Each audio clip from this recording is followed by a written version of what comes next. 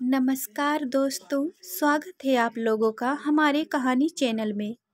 तो आज की कहानी है लालची मित्र। किसी गांव में मोहन और सोहन नाम के दो मित्र रहते थे। दोनों ही एक ही स्वभाव के थे। एक बार मोहन ने सोहन को अपने घर दावत पर बुलाया और खाने में खिचड़ी दिया, वह भी सोने की थाली में।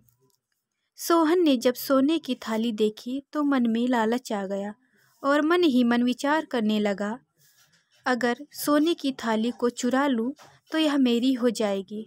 और यही सोचकर सोहन मोहन के सो जाने का इंतजार करने लगा।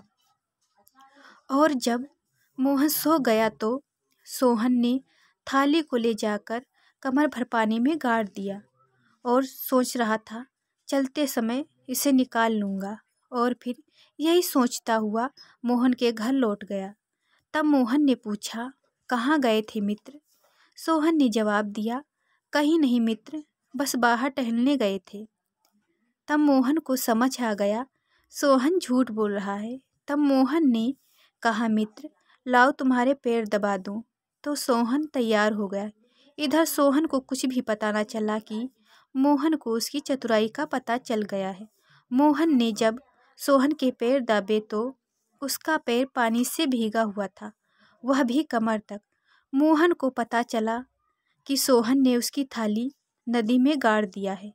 जब सोहन सो गया तो मोहन जाकर थाली को नदी से निकाल लाया और दूसरे दिन फिर से मोहन ने सोहन को उसी थाली में खाने को दिया। जब सोहन ने थाली देखी तो आश्चर्य में पड़ गया और मन ही मन सोचने लगा, यह थाली तो मैंने नदी में गाड़ दिया था, तो फिर यहाँ कैसे? तब मोहन ने कहा कि मित्र, जब मैंने तुम्हें सोने की थाली में खाना दिया तो तुम्हारे मन में लालच आ गया और मुझे पता चल गया कि तुम ऐसी ही हरकत करोगे। यह सुनकर सोहन शर्मिंदगी महसूस करने लगा। तब मोहन बोला, कोई बात नहीं मित्र, जब तुम भी चोर हम भी चोर, तो क्यों न चलकर साथ में मिलकर चोरी करते हैं। एक दिन की बात है, दोनों चोरी करने के लिए एक सेठ के घर पहुँचे और वहाँ उन दोनों को सेठ के जूते मिल गए जो सोने के थे। यह देखकर दोनों के मन में लालच आ गया। अब दोनों ही सोचने लगे, अगर यह जूता मोहन से छीन लूँ तो यह मेरा हो जाएगा। इधर सोहन के मन में भी यही भावना थी। अब क्या था, दोनों मन ही मन जूता पाने को विचार करने लगे। दोनों ही विचार करते हुए जूता लिए हुए जा रहे थे। वह जूता पाने के विचार में इतना डूबे हुए थे कि उन्हें पता ही न चला कि जूता कहाँ गिर गया।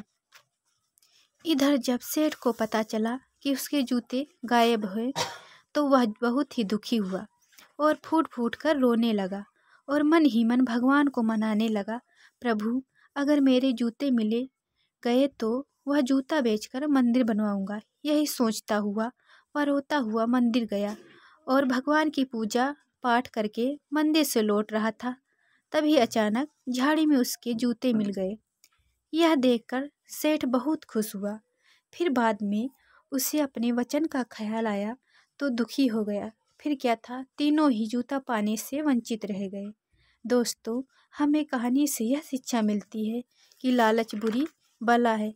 और ऐसी ही कहानियाँ सुनने के लिए हमारे चैनल को सब्सक्राइब कीजिए, लाइक कीजिए और ज़्यादा से ज़्यादा शेयर करें। धन्यवाद।